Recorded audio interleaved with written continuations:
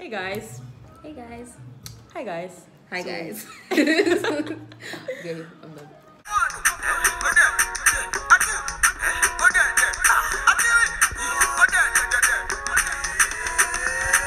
So hi guys, welcome back to my YouTube channel. So today we are doing something quite different. This year I want to do more collaborations. So yes. Me too. Yeah. Hence the reason why we found each other at Yes. last. Okay, so I met her through a friend.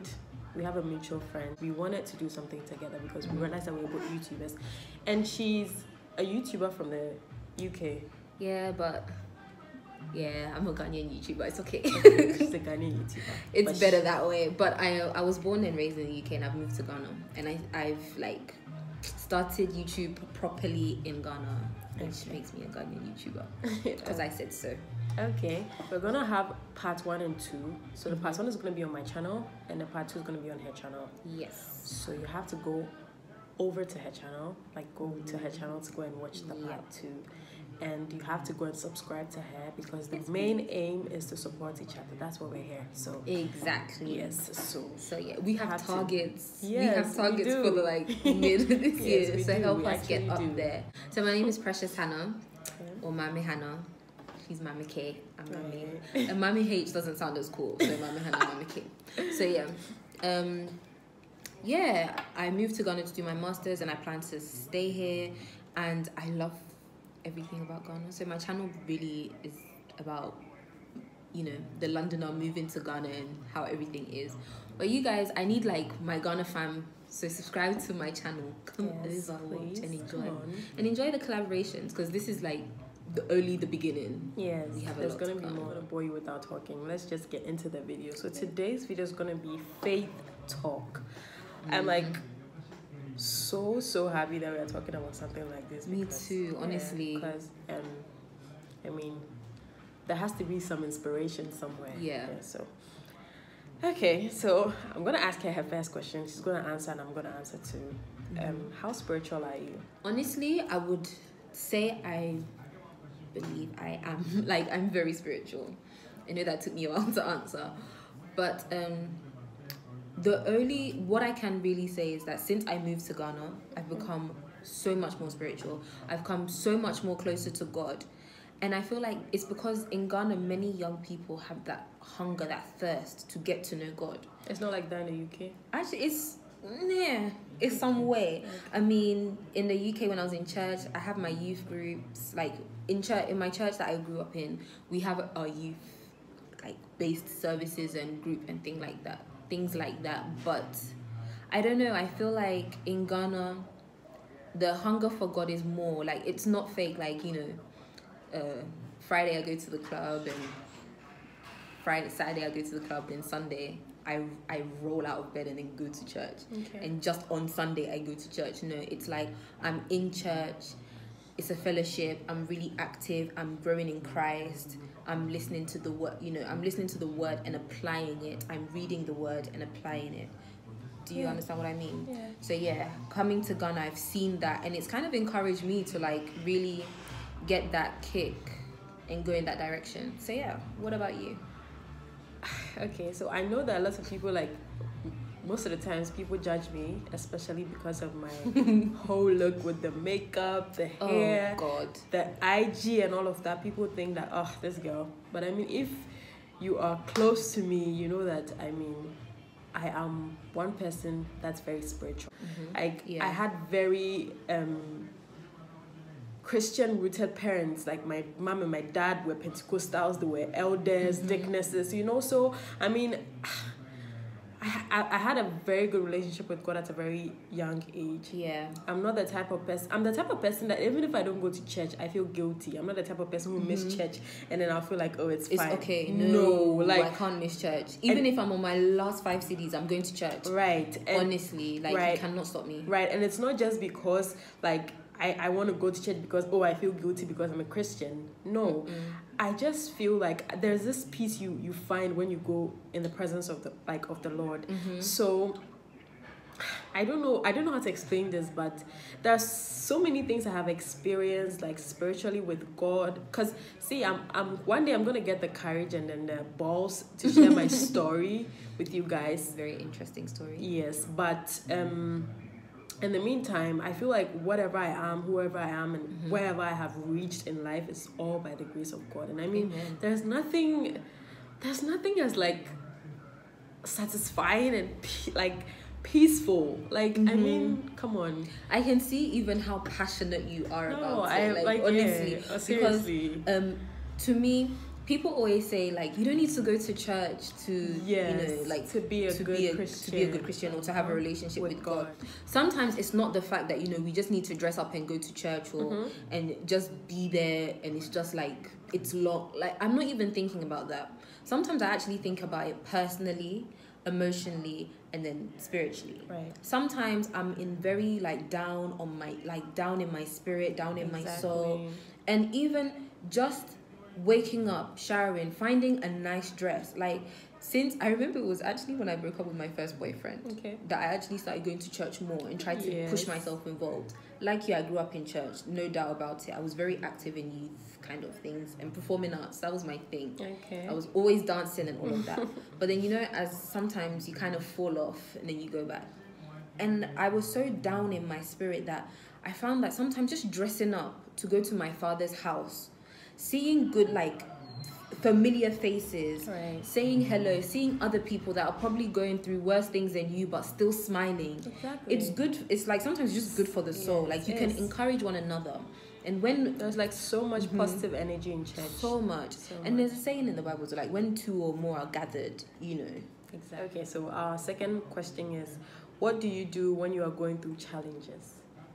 Like I said, I'm not gonna lie to you. Sometimes I just need to get that Sunday to come around. I don't know if I'm allowed to say this on YouTube. Well, I think I am. I mean, I go to Maker's house. Do you know Maker's house? Yeah. Okay, Maker's house, right? We have our own, we have a theme song. And it just starts, this is the Maker's house. I'm not a singer. Please don't at me. And sometimes it's just, before service starts, we pray for 10 minutes and then the choir come on and sing. Sometimes I just need to hear, this is the Maker's house. And my spirit and the drums, it just enters and I'm like, yes. This is this is my father's house. This is where I need to be. When I feel down, then I can just go to, I can go to any familiar face. Even just seeing them smile. It just, you know, that's just one side of it. But sometimes, you know, you get down in a funk and you're really depressed and you're down. Reading the Bible, you don't need to hear some people will tell you pray about it and you're just like, really? That's not what I want to hear right now. So honestly, I allow myself 2 days to be down in my funk. Then I get old school praise music. Do you remember Kirk Franklin? Right, it helps. Back in the day, Mary Mary, Donnie McClurkin, the old school stuff. And then Kirk Franklin will play the Book of Revelations and then do you want a revolution? Those kind of songs. And I'll be like, I'm sorry, God. Why was I sad? You are the Father. You are the God of all. You know the beginning to the end. And then, things just pick up from there. Kind of. Yeah. Kind of. Because, let's be real. It's not always that easy. It's never easy, actually. It's not always that easy.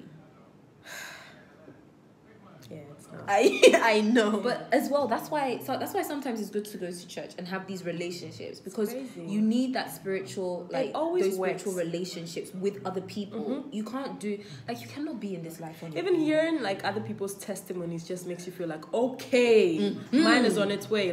Yes, just hang in there, just wait. Okay, so Charlie, even after hearing her stories, the story she's telling me, I'm like, Jesus, I receive it.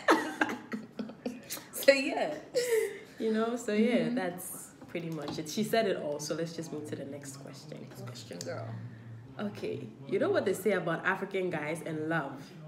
Oh God, that was a crazy shift, but I don't want this video to be extremely long, so we're just gonna do this. We're gonna try to make this video very short. If you guys like these kind of things, we're definitely gonna do more, and there's definitely gonna be part 2 on her channel. So let's just wrap it up, okay? Yeah.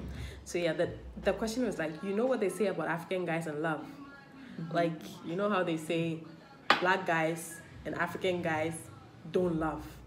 Like if you compare like a foreign, like I don't know how to, what do you call you guys? Because you were born and in raised the in UK, so you are technically I'm a foreigner. okay, so a foreigner. So yeah, like okay, so about, basically like, a black... your question, you're comparing like how black boys or African boys love compared to like white or other. Yes, because you know when you see these memes around and then all these sweet things and the guys are doing really nice things for their girls, and then Ghana girls or Nigerian girls, I don't think there are these kind of guys in Africa.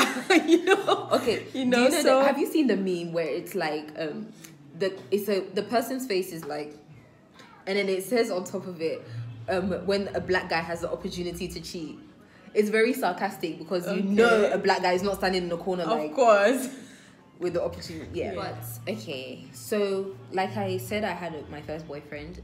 He was half Dominican and half Scottish. Okay, So that's practically a white guy. Okay. Yeah. He was interesting. Okay. He didn't treat me very well. He treated me very well. He did not treat me behind my back very well. Okay. He cheated on me with like 3 or 4 different girls. Yeah, and a lot happened. I do a podcast and I actually talk about this. Okay. So if you head over to my channel, I'll share that link and you can hear how I was disgraced. But yeah, do you know what? I don't know when it comes to guys. I cannot tell anymore. About the race. I don't think it's about the race. But let me tell you something. In the video I did on my channel about dating in Ghana, I was saying that Ghanaian boys in the UK and Ghanaian boys in Ghana, I think guys in general want to live this baby boy lifestyle. Right. They all want to live. Honestly, like all the UK based or like US based guys I know are practically doing the baby boy thing. Like it's like when they come to Ghana, they want to enter every girl's pants. Like it's like I've had occasions where there are these guys coming to Ghana. Some of them will slide in my DMs. Yo, I'm coming to Ghana. I would like to meet you. I'm like, you are sick in the head. You are like mad. You are confused. I'm like, for why? For what? What is wrong with you guys? Like, and they think because you know the UK bro, you know, in the funnel.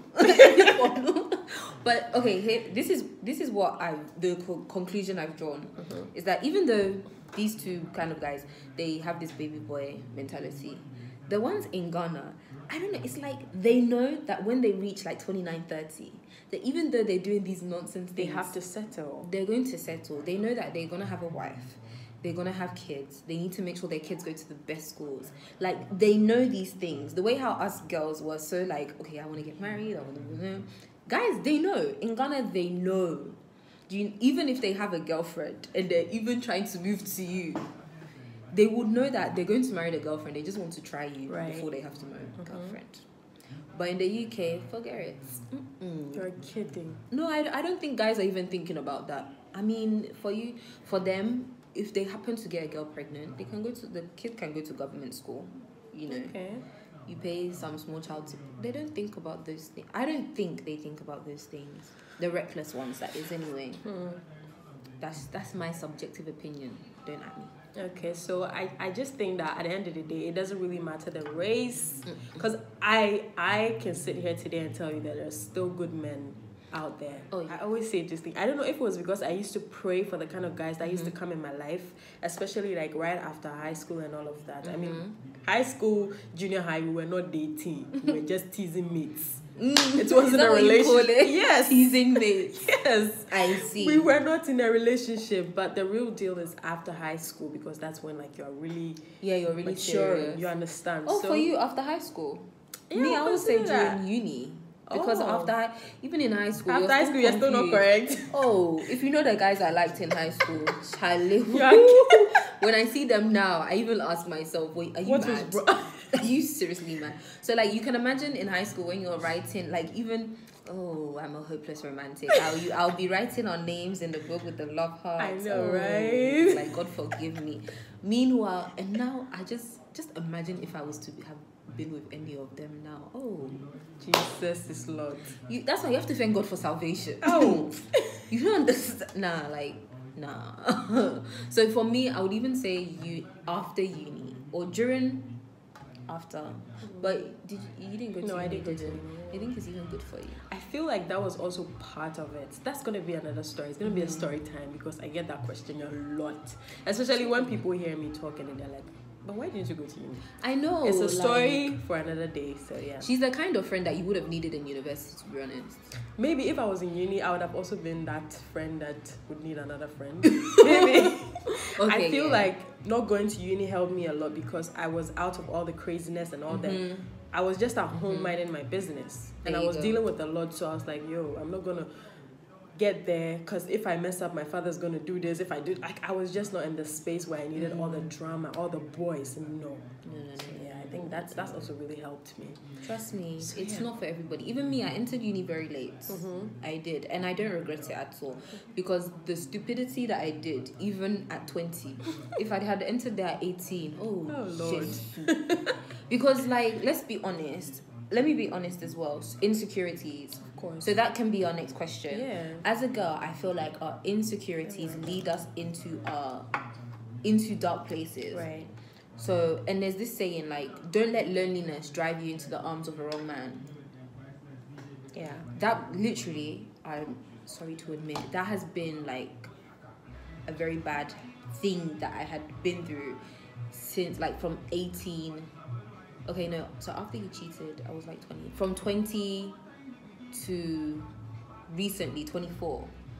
That's what I'm saying. You got to thank God for salvation. That's why when you ask how spiritual are you, I'm glad that my relationship is growing because now no man can tell me, oh, you're beautiful, and now all of a sudden I'm like falling head over heels. I know, right? No, like you gotta try hard. You gotta come harder than that, bro. Like, and even I need to know your relationship with God. What's like? Does God talk to you? Because if He's not talking to you, He certainly date cannot someone talk who's to not me. spiritual. Like, are you like the way I am spiritual? Like, I will see a fly here. That's not a fly. It is not a fly. It's somebody's relative. I'm telling you, that money for my family. So I mean, come on. Okay, I'm not that bad. I am that bad. Trust me. But mine is more like things. If something is happening, like right now, it is nearly 9 o'clock, and I'm still in Tema, and I believe that things happen for a reason. Exactly. God will find me home in Medina somehow, some way. You guys, let's just wrap this up. It's 9, and she has to go home. I feel so bad that she has to we had to do this. How many minutes is this? 20. Let's wrap up, girl. Okay, so guys, are we doing a part 2? Yeah, on your channel. Okay, so guys, if you liked what you heard so far, come over to my channel and let's continue the conversation. Exactly. I feel like it was really interesting. And I have another good question for you. So just and answer answer the questions in the description, but the comments below. Yes, let us know what you think. Okay. So, all right, guys. So it was nice doing this. We really had fun, and then you have to head on to her channel because there's going to be part 2. We are going to continue this onto her channel because we don't want the video to be extremely long. So I mean, we'll do one on her channel. So go and check her out. I'll leave her YouTube name down below somewhere here, and then the link in the description box. Exactly. You know how it goes. Oh yeah, and subscribe to Mamke's channel, and go over to her channel and subscribe to her Precioushanah. Right. Thank you guys so much. We'll see you in our next video. Bye. Mwah.